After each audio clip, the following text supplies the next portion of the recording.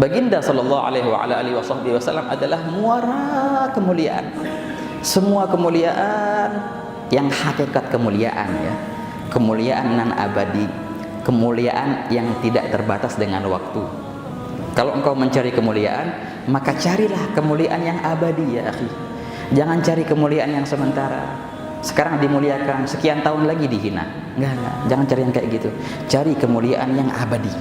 Di dunia engkau mulia dan di akhirat engkau mulia. Kalau kita teliti, semua kemuliaan yang abadi, yang hakiki, semua bermuara ke Rasulullah sallallahu alaihi wasallam. Lihat contohnya dari segi waktu. Waktu-waktu apakah sama? Oh, enggak sama. Ada waktu yang mulia, ada waktu yang biasa.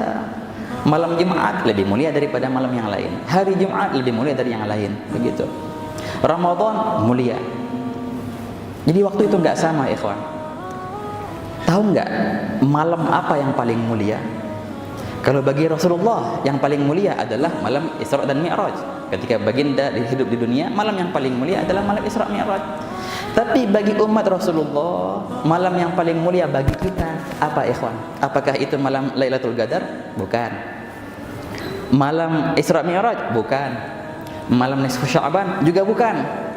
Malam hari raya? Bukan. Malam yang paling mulia untuk umat Nabi adalah malam kelahiran Rasulullah sallallahu alaihi wasallam. Itu malam yang paling mulia. Berkat malam itu akhirnya ada kemuliaan di malam-malam yang lain. Sampai-sampai di sini Al-Imam Al-Hafidz Al-Baihaqi mengarang kitab namanya Fadailul Awqat. Nah, di situ beliau membahas waktu-waktu yang mulia. Ya, kalau kita lihat, waktu menjadi mulia karena dia mempunyai nisbat yang khusus ke Rasulullah. Makin dekat nisbatnya ke Rasulullah, makin mulialah waktu itu daripada waktu-waktu yang lain. Ini perihal waktu.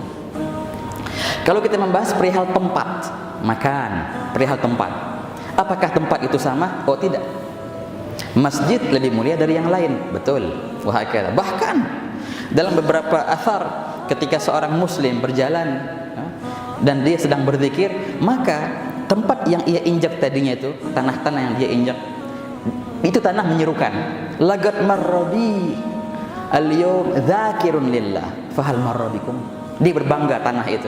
Weh, hari ini telah lewat di atasku seorang muslim yang berzikir kepada Allah. Apakah ada di antara kalian tanah-tanah yang lain yang sepertiku? Dia bangga.